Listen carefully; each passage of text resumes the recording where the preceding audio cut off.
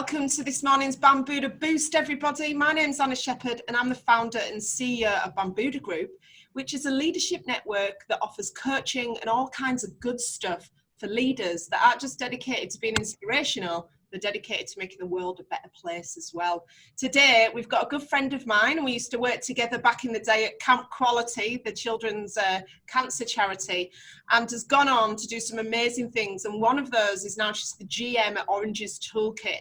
She's dedicating her life to positivity, positive psychology, and empowering businesses and leaders and their teams to be able to do really well as a result of these amazing skills. So I'm going to do what I do best, and I'm going to hand you over to the lovely Tegan Davies, who's going to give us some top tips and inspiration this morning.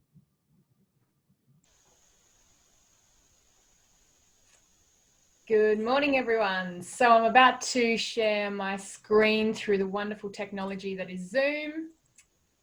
And hopefully you can see that right now. Beautiful. Well, good morning. Thank you for joining us today on a little boost here with the Bambuddha Group. As Anna said, we used to work together at a charity called Camp Quality, and this is really where my love of helping people be at their best really grew. It's pretty safe to say that, that's my printer making a noise. It's pretty safe to say that Camp Quality literally has shaped my life. And the skills that I learned there in terms of positive emotions and learning to be optimistic and resilient really have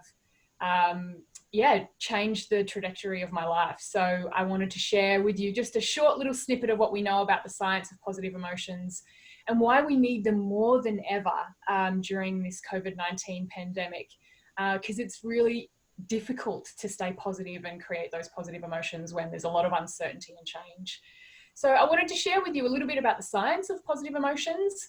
I then want to talk to you a little bit about the benefits of experiencing those positive emotions. And then lastly, just a couple of tips on how you can build more positive emotions and create a ripple effect or a contagion, if you like, that is worth spreading. So before I go on, I just want to mention that science suggests that emotions actually are contagious. And I'm sure we've felt this when we've walked into a room before, when we've walked in and gone, oh gosh, something feels a little bit off here. Or we've walked into a room and the energy's been really palpable. And so what we know from the research is that our emotions are contagious to 3 degrees of separation. So for instance, my emotions have an impact on my direct connections. So that's my friends, my family, and also my connections at work. And so that kind of makes sense to many of us because, as I mentioned before, when you walk into a room, you kind of feel this sense of energy. We also know that on a 2nd and 3rd degree of connection, so my connections are impacted by my emotional state. An emotional contagion is the idea that we automatically, without knowing, mimic each other's body language, expressions, postures, and emotions. One of the things that I find kind of fascinating since knowing this research is that if I'm out for dinner with a friend, pre-COVID-19, and we're sitting there and I kind of move forward and kind of put my hand on my chin, I'll notice that my friend might do that. If I kind of push back like this, they'll also do the same thing. And so there is lots of evidence that our emotions are contagious. So at the Orange's Toolkit, we always like to ask ourselves, what contagion or ripple effect do we want to create in our community? Do we want to create a contagion of anxiety, of stress, of worry, of negativity, or do we want to create this ripple effect that can literally change the world by just creating more positive emotions as they arise? So I want to ask you, this is going to be a bit of an interactive section here. So in your message bar, there's a section that says chat. I'd love to know, what was the first thing you noticed on this slide deck? So there's a little section where you can press chat, and then you can ideally tick on all panelists and attendees so we can see. The blue sky, well done, Angie. Goodness gracious, we've taught you well at the Orange's Toolkit. Anna, AJ says the fly. Yeah, well, Angie, you kind of bucked the trend here, and so have you, Deb, actually. So, what we find is that a lot of people, the first thing they see is the fly. And the reason the first thing they see is the fly is because of the way that our brains are structured. So, our brains are designed to keep us safe, and I'll kind of go on this little slide deck here. Our brains are designed to keep us safe. And so what happens is we subconsciously scan our environments for negative things or for dangers. So this is a really important evolutionary feature of our brains, and it was really, really important back when we didn't have houses. So back when we were talking about, cave days, when literally there wasn't a lot to protect us from harm. So there were lions and tigers running around, and we needed to know very quickly that if that rustling in the trees, was that a little pigeon or was that actually a tiger? And if it's a tiger, I need to move quickly. The interesting thing about our societies is we've evolved quite a lot. And we generally in the Western world aren't in physical danger a lot these days. I'm not saying that we're not all the time, but more often than not, we're not in physical danger.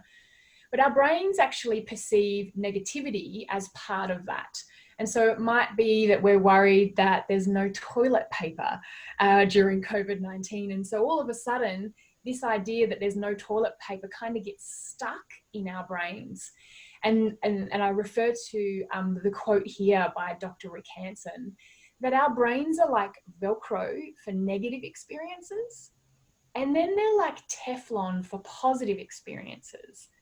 So if we think about COVID-19 and all of the challenges that we've been facing, I suggest that for most of us, we're getting stuck on the challenging things, the things that that are negative, the fact that there was no toilet paper, the fact that we can't see our friends and family, the fact that we have to work from home, versus all of the good things that have come out of COVID. And there really are so many positive experiences that have come out. We know that there's been Facebook groups that have talked about, kindness pandemic. Camp Quality has actually created a happiness hub now for anyone in the community to access. They've also created a new hashtag, positivity pandemic. We know that there are so many examples of kind acts happening around the world, but we actually get fixated on the negative.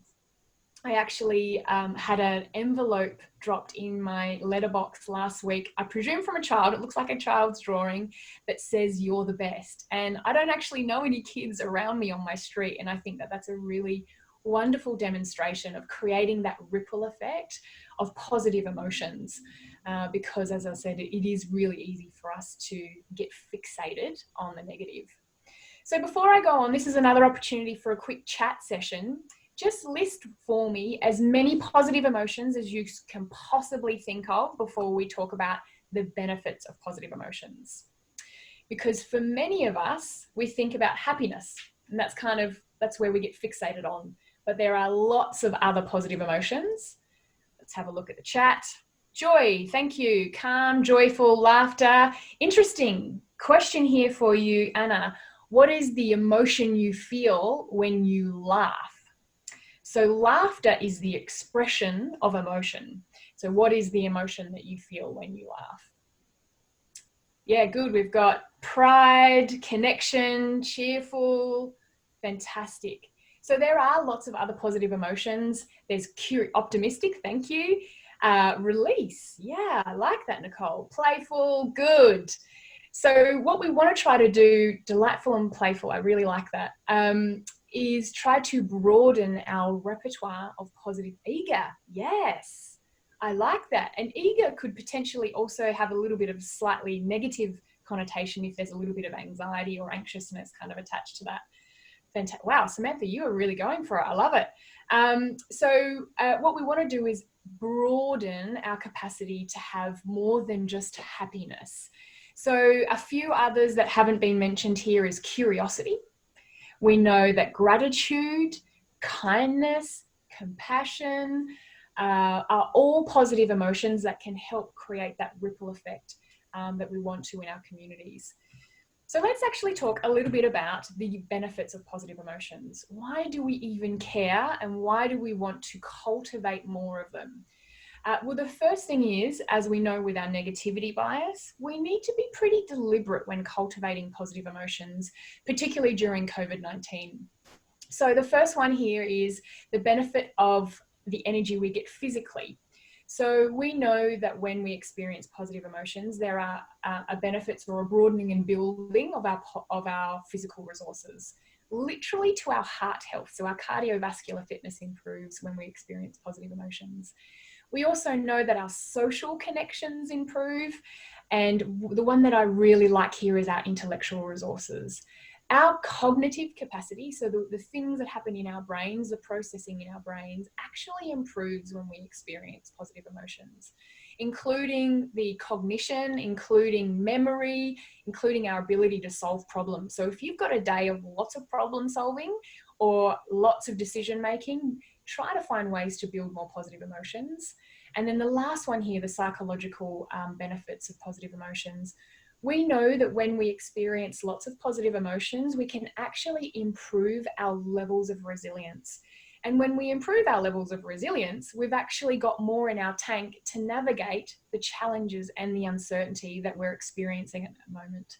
And when we speak to a lot of our clients, a lot of them are saying, oh my gosh, how do we get into this next transition? Because a lot of our teams are feeling a little bit, as Anna would say, a little bit wobbly at the moment. And creating more positive emotions can actually help with that. So I'm conscious that we've only got a few moments left. So I wanted to share with you a couple of quick tips on how you can build positive emotions in your day. The first one is celebrating successes. Really importantly, don't wait for the end of a major project before you celebrate those successes. Celebrate along the way, particularly the small wins. As I spoke to Angie this morning, our Marcoms manager, instead of having a to-do list, can you have a ta-da list? So there's this sense of joy and pride when you tick something off. We also know that expressing gratitude is hugely powerful. In the psych world, there's this kind of idea that gratitude is the antidote to depression.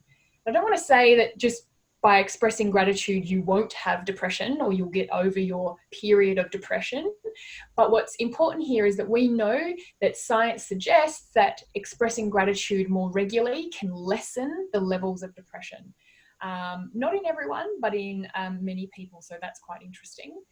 Play to your strengths as much as possible.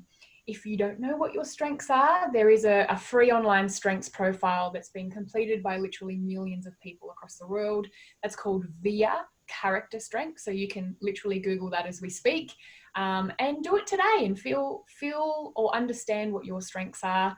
Doing acts of kindness, and it makes total sense because Bambuddha is all about leadership and kindness in our community. We know that kindness not only supports the person who receives the kind act, but also the person who does the kind act. And I think that that's a beautiful amplification effect of kindness.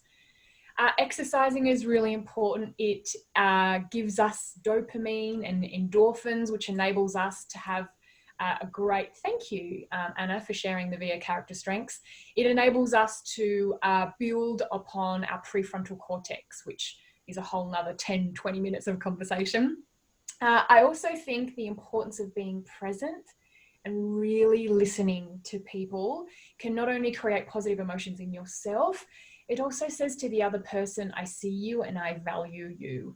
And that is one of our basic human needs, is this idea of feeling part of a team or a community, a sense of connection. The importance of care and compassion with each other is more important than ever. We're all dealing with stuff. Whether that's an aging parent or whether that's homeschooling your kids and working, or whether that's being physically ill yourself, or maybe there's job security challenges. And when someone acts in a way that you aren't sure of or you would normally judge, can you bring an idea of curiosity before judgment? And then the last one here is about building your awareness of your emotional state. When you are having challenging emotions like feeling anxious or worried or angry or exhausted, just even labeling that emotion can lessen the impact of it. And the more we want to do is build that emotional intelligence so that we can respond rather than react. That is the key here to building more positive emotions. So I'm conscious that I've taken 15 minutes of your day to boost you up.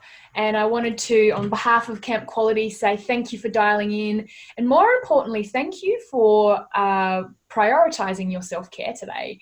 Because the more times you prioritize yourself, the more energy and vitality you have to create that ripple effect of kindness and positivity in your world. So if you're interested, feel free to follow us on Facebook and LinkedIn. We're offering tips of advice for wellbeing all the time, and hope this session has been helpful for you. So AJ, I am good to go, my dear. If there are any questions. Hello, Tegan. Thank you so much. And I want to share my gratitude with you today, and also celebrate the successes that you've had as well, building the Oranges Toolkit out, because you've done an amazing job and you're helping a lot of individuals and organisations through doing so. And have we got any questions for Tegan today? Pop them into the chat. While we do that, would you be able to give any tips or advice around, we've been through a lot of learning around the positive psychology stuff, but how do we hold ourselves and each other accountable in a positive way? Yeah, that's a good question. How do we keep each other accountable? The first is, I think, spreading your intention, telling as many people as possible what your intentions are. So if my intention is to create a ripple effect of kindness in my community, you know what, I'm going to stop looking there. If my intention is to create a ripple effect of kindness and community in my world, then I will try to tell as many people as possible. What we know from the science is that the more accountability buddies we have, the more likely we will stay accountable to the things we want to do. And I also think, in terms of the accountability piece, is to be gentle with yourself. It's really, really easy for us to be hard on ourselves, of like, well, I wasn't kind today, or I wasn't spreading a ripple effect of generosity. I snapped at someone. And one of the most difficult things for us to do is be self-compassionate, to go, you know what, today wasn't a great day. I didn't do what I wanted to do. This wasn't in my value set. If anyone is interested, and if you're really hard on yourself, there's a great researcher called Kristen Neff. She's a researcher in self-compassion, and I can't emphasize the importance of her research when we're starting to create this ripple effect, or this contagion of positivity in our lives. Thank you, Tegan. We've got a question here. So I'd love to know your thoughts on holding a space for people to feel all the negative feelings without letting them fall into it, or without gratitude, washing them with, yeah, but you've got X, Y, Z to be grateful for. So two-part question. So let me just rephrase. The first question is, how do you support people in negative emotions? Is that right? Without them getting caught into it? Yeah. How do you support people and hold that space without them falling into it? Yeah. Oh, that's a bloody awesome question. So the first part here is, I try to tell as many people as I possibly can that all emotions are data. There is nothing inherently wrong with any of the emotions we feel, whether that's happiness, joy, anger, fear, disgust, jealousy. All of our emotions tell us something about a situation. They tell us about our context. What is important for us to do is to build our self-awareness, our emotional intelligence, so that when we have those more difficult emotions, so the negative emotions, well, actually they are negative emotions when we talk about psychology, and just to be able to respond to them in a way that is intelligent. So when we do feel angry, instead of lashing out at someone, we create a positive movement. And I think some of the best social movements in the world have started from anger. We know that the LGBTQI movement started from people going, this isn't okay, this isn't just, I'm going to stand up for what I believe in. Same thing with the social rights movements, that this starts from anger of movement. To the second part of that first question is, how do you help people in that space? Other than saying emotions are just data and it's okay. The other thing is, unfortunately, and this is the thing that I found really difficult in my own life, is you can't control other people's behavior. I have tried so many times to change people's behavior and it just ends in disappointment. The only thing that I find can help me in that is to know what I can control in that situation, and that's to bring my best self, my best energy, and to also set boundaries. If someone is acting in a way that is hurtful or deliberately painful to someone, it's okay to say, actually, that behavior isn't all right. I won't accept that behavior, and then try to avoid that person as much as possible. I mean, I could speak for hours on different scenarios, but that's kind of the first part, is just to do what you can in a situation and to know that that other person's probably dealing with some pretty heavy stuff. And then the second question, Anna, was something about gratitude. Yeah, or without gratitude, washing them with, yeah, but you've got X, Y, Z to be grateful for. So is it a good thing to say to somebody, you know, I hear you, but actually you've got lots of things to be grateful for? What is the right way of going around things without dismissing their actual feelings? She's a good one. Again, one of the most difficult things that I've had to face when you are on this well-being journey and you bring more awareness to your own things that you have in your life. It's really hard when you see people who are negative and pessimistic. I've got them in my family. It's tough. If I think about my own personal experience, I like to come with questions rather than observations. So instead of me saying to you, Anna, oh, hey, but you know, you're okay. You're working in an office, right? You've got an office. You're not working from home. You're fine. Instead of saying that, I might say, so what are the things that happened that were great for you today? Or what are you grateful for today? Or I'm grateful for the fact that I am lucky enough to have my own office at home. And I know that very few people have got that luxury at the moment. So always ask questions rather than try to observe or offer an observation. If you do want to offer an observation, one of the coaching tips that you learn when you do a coaching course is to say, ask permission before you offer an observation. So it might be, so I've noticed some behavior in you. Are you okay if I offer an observation? And if people say yes, they are welcoming that. If people say no, then that's fine. You won't offer that observation. That gives people an opportunity to go, oh, I might take this feedback on. And then the other thing with gratitude, again, you just can't control what other people think and feel other than maybe sharing the science. I always start with the science and then finish with my own feelings. That's the kind of the tips that I've learned in my journey. Thank you so much, Tegan. And we're running out of time a little bit today, but final question. So if we've got people watching this and they're leading teams or they're leading businesses, what can the Oranges Toolkit do for them, and what are the benefits of working with the Oranges Toolkit? Yeah, good question. So the Oranges Toolkit, we work with organisations to support their staff to have great wellbeing, to be more resilient and agile and innovative in their thinking.